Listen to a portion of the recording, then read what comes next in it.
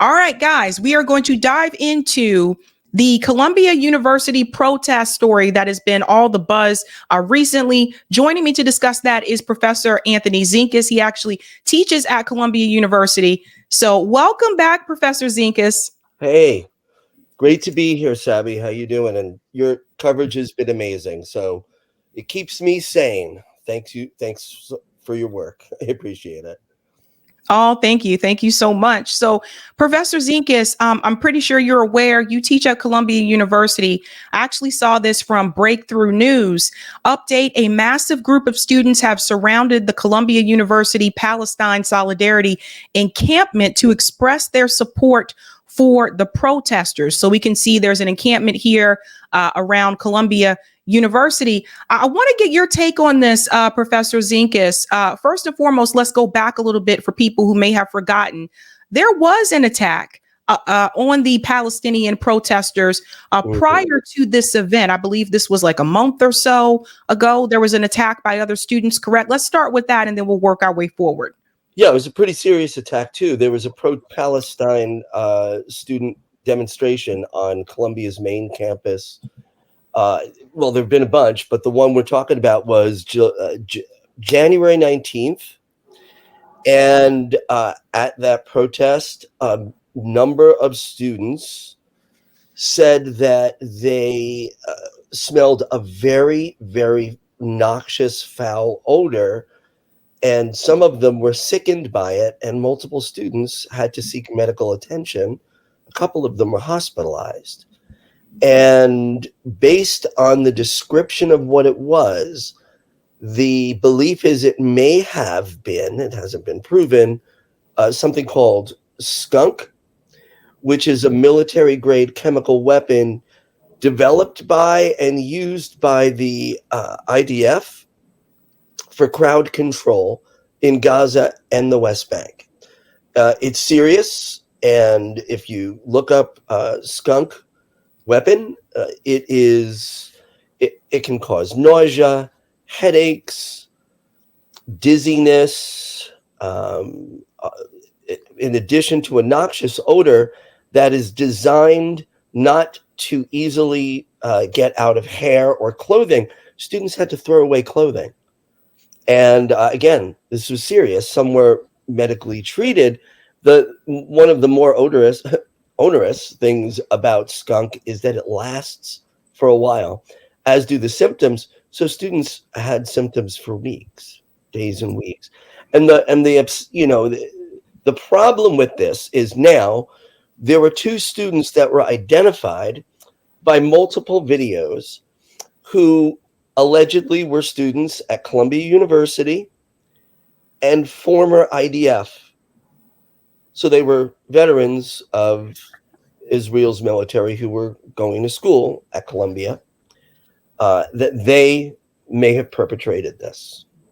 One of them right now is suing the university because I believe they're being investigated or may have been suspended. But the last thing, don't quote me on, there have been no formal disciplinary actions that have been made public.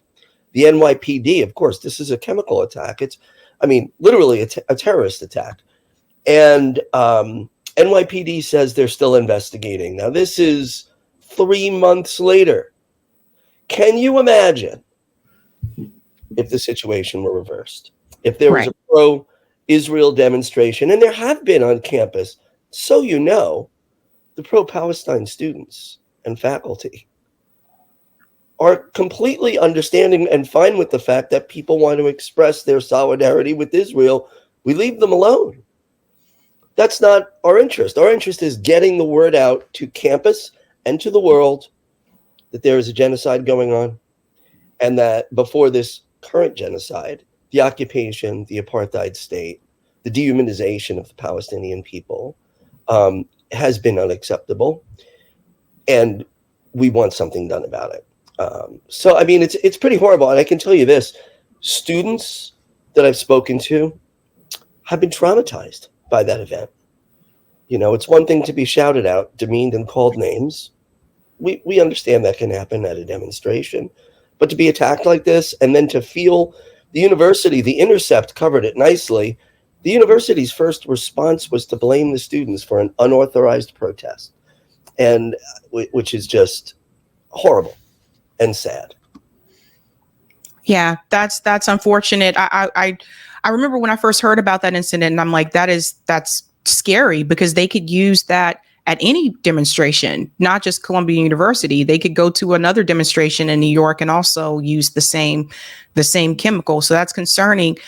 Mainstream media has been covering the protests that are happening at Columbia. I want to bring up this clip here from ABC News. We're going to play part of this, and I want to get your take on this as well. Protests are underway at colleges across the country over the Israel-Hamas war, and one of the biggest is at Columbia University in New York, where several people have been arrested. Pro-Palestinian protesters are demanding that university's board of trustees cut all funding ties with weapons manufacturers that supply Israel. Dozens of pro-Israel demonstrators have also gathered following testimony from the university's president, Manoush Shafiq, before a House committee over the school's handling of anti-Semitism. Trying to reconcile the free speech rights of those who wanted to protest and the rights of Jewish students to be in an environment free of discrimination and harassment has been the central challenge on our campus and numerous others across the country. Let's talk about her for just a second, Professor Zinkus, because she is the president of the university. If anything, she should be responsible for making sure those students were reprimanded, the ones that chose to use chemicals. But this hearing that she had in front of Congress, they basically got her to agree with that some of the slogans that students have been chanting are considered to be anti-Semitic.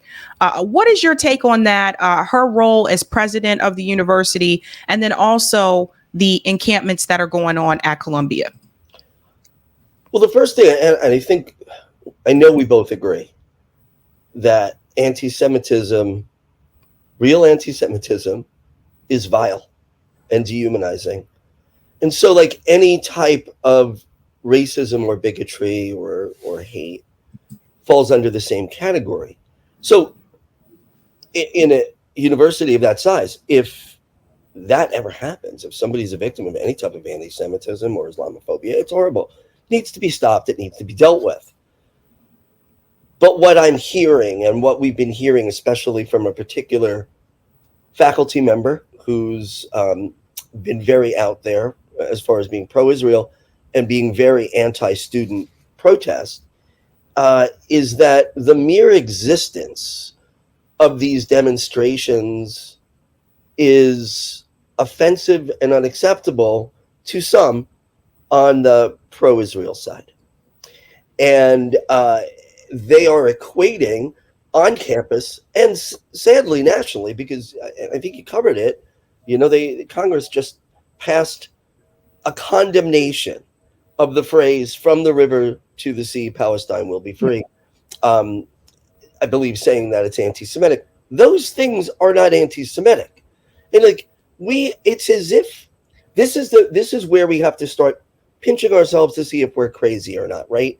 Because every day we're seeing posts and seeing media saying this, and politicians and pundits, and we're like, we are.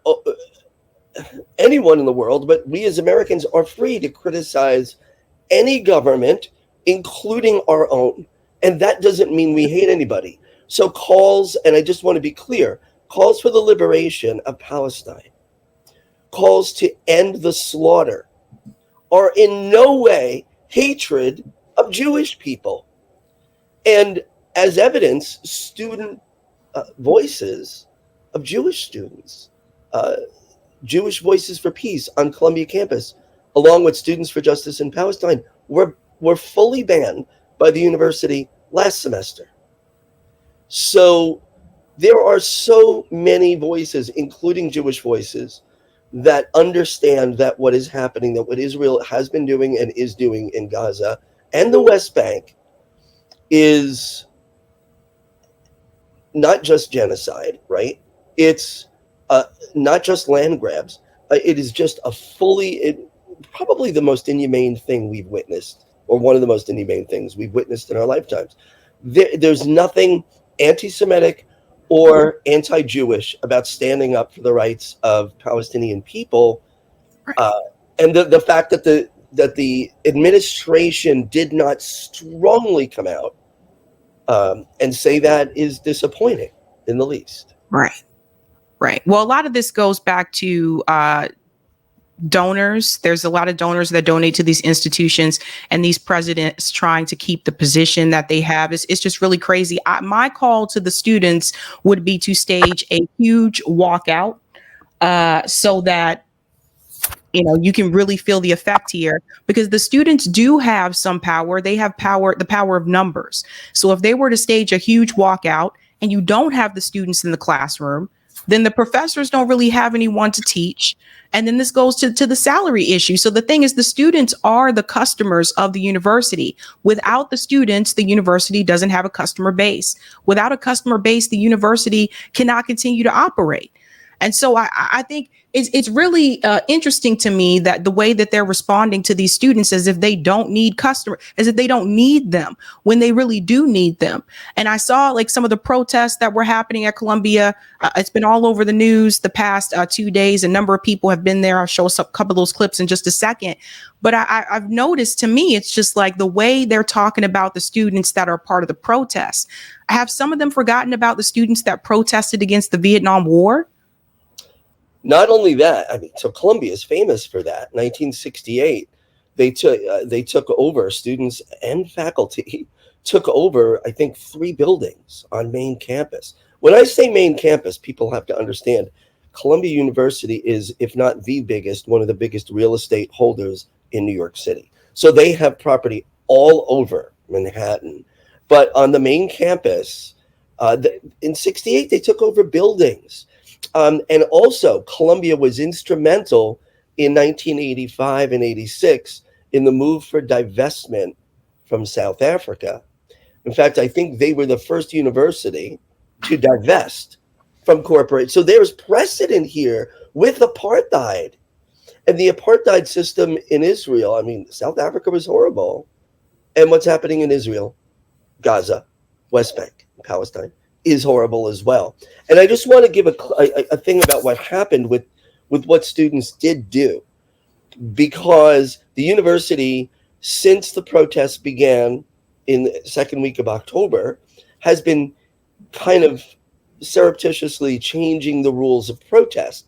So all of a sudden something is unauthorized. You didn't know it was unauthorized. And one thing I want to say about that, genocide doesn't operate on a schedule. Protesting can't be expected to either. So if there's like the slaughter of those poor folks in Gaza who were running to get the food truck and they were just slaughtered by the IDF, like, you can't predict that. Of course there's going to be a protest after it. School cannot expect students to wait 2 weeks for an application. That's not how free speech works. So what happened is when President Shafiq testified before Congress on Wednesday of this week, students snuck onto the main campus in the early morning hours and set up that tent encampment, which you showed briefly. I'm sure you have more photos of. That was the liberated zone known as the Gaza Solidarity Encampment. So yesterday, within a day and a half, then they were told they had to take it down. The president asked through a written letter to the NYPD for cops to come on campus. So like, I was there Wednesday, and the police presence on Broadway and on the streets, there was over 100 police in riot gear for a bunch of nerds who were literally doing, and I say that with love because I'm one too, who were doing their homework on a lawn, some in tents, some out of the tents.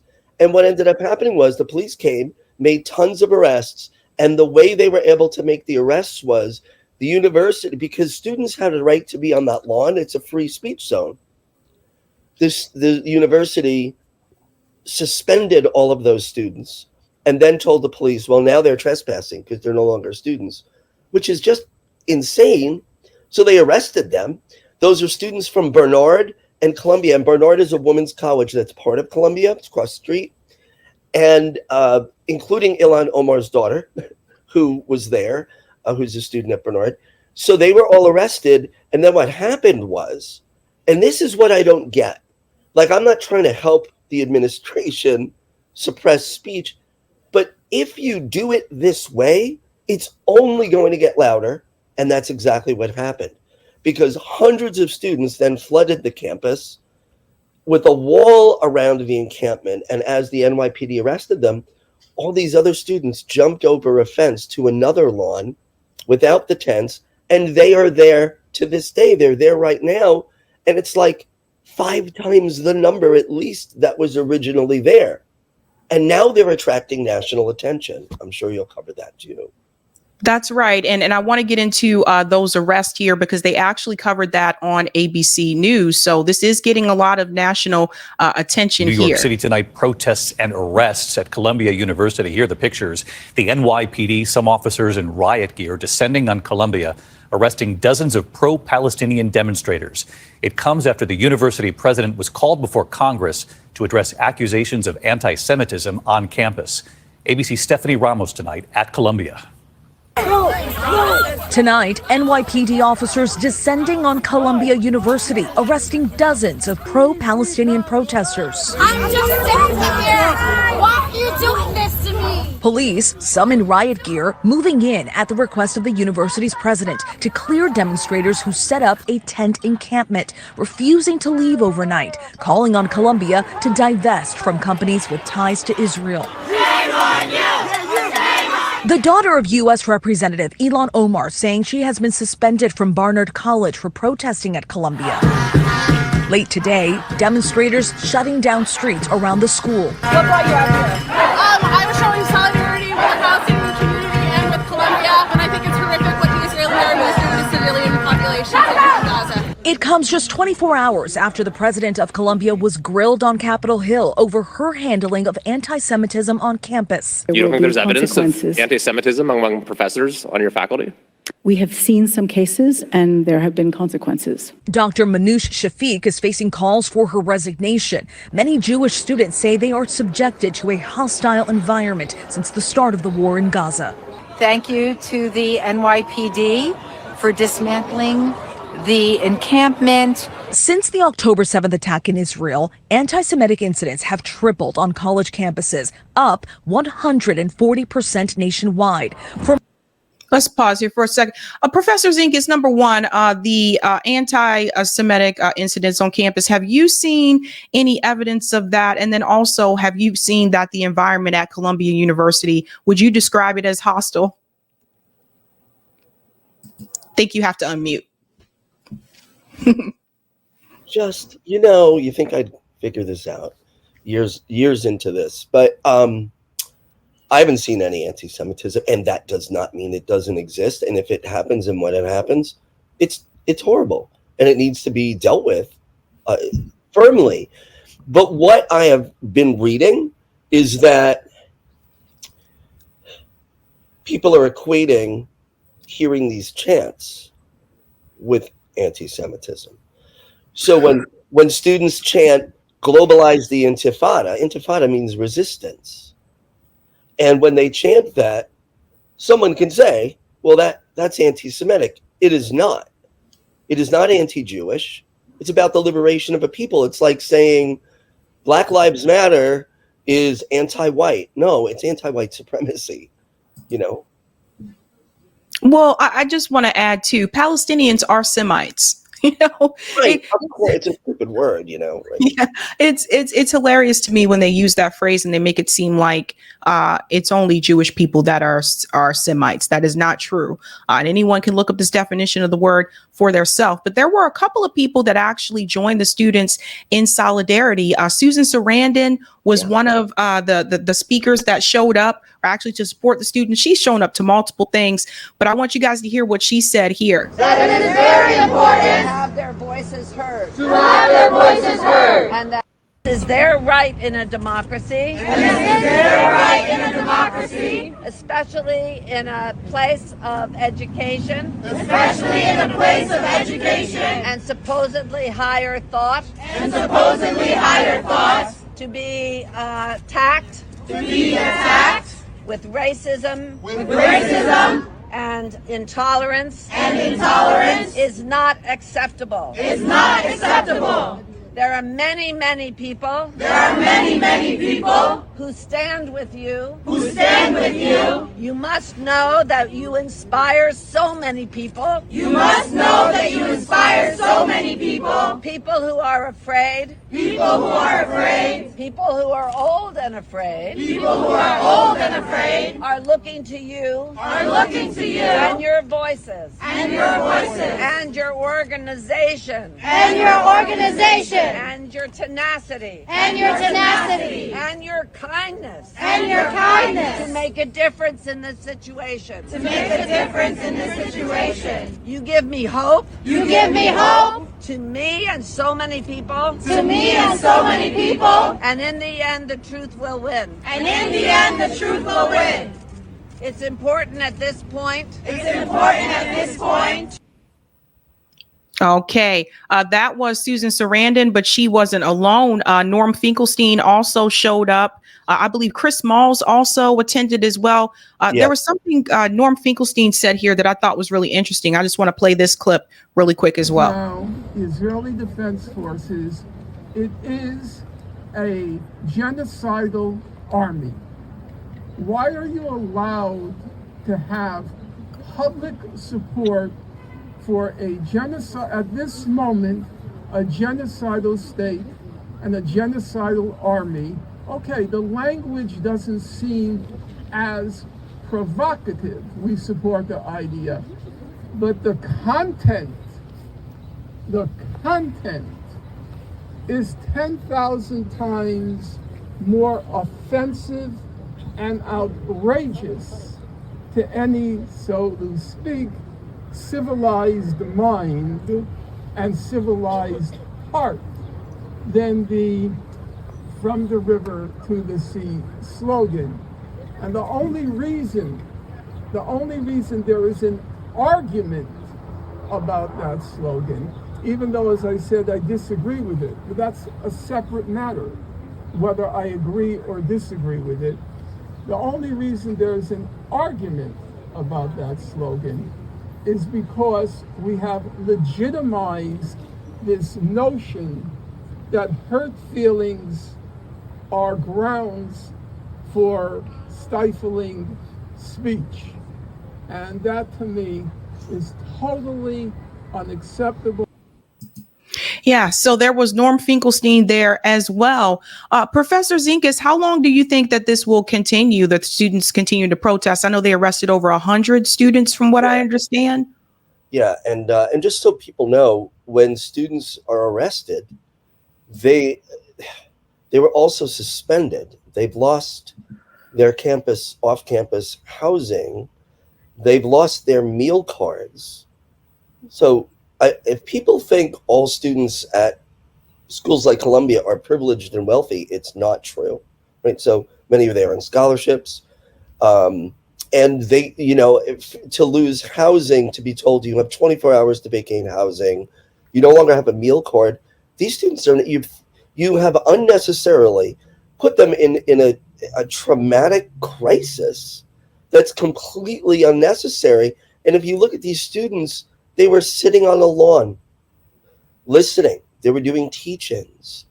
There was no, in fact, that lawn it didn't impede people walking across campus, and it didn't interfere with learning. So there's severe consequences for expressing speech. And as far as how and again, this is my, what I'm saying to any administration of any college that does this. If you think brutal repression and suppression is going to get a desired result of silence, the opposite will happen.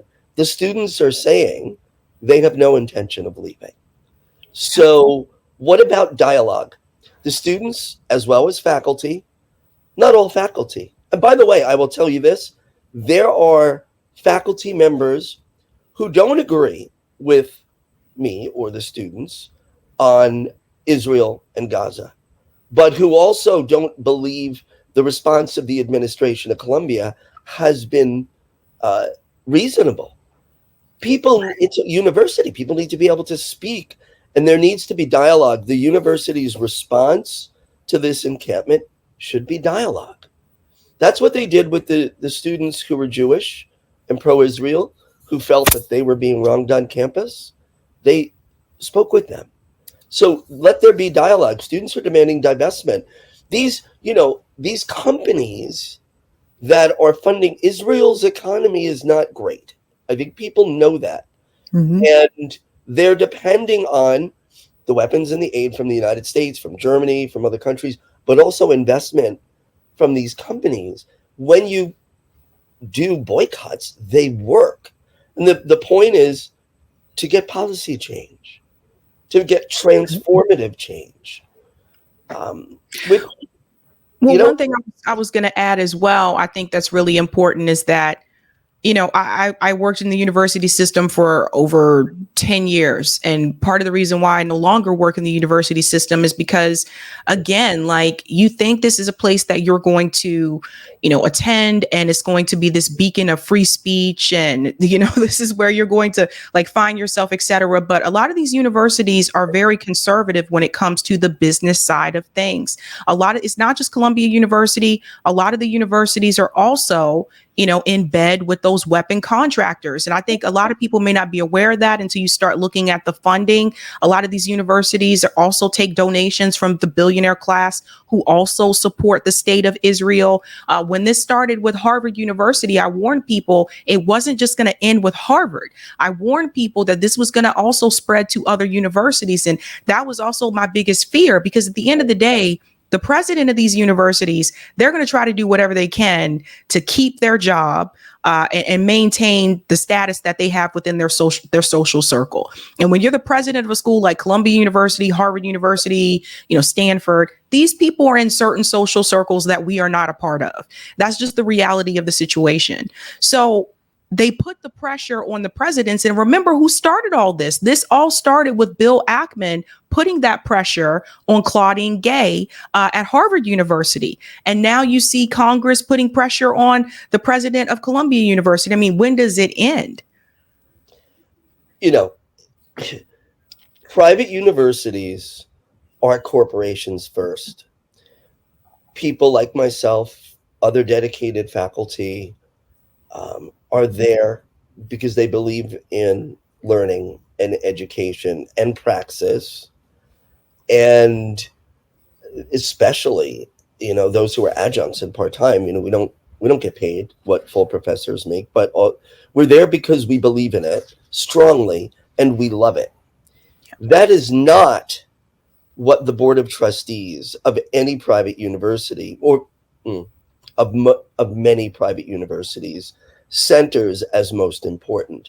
It's their endowments. So when you look at places like Princeton and Harvard and Yale and Columbia, Stanford, all of them, their endowments are worth billions of dollars.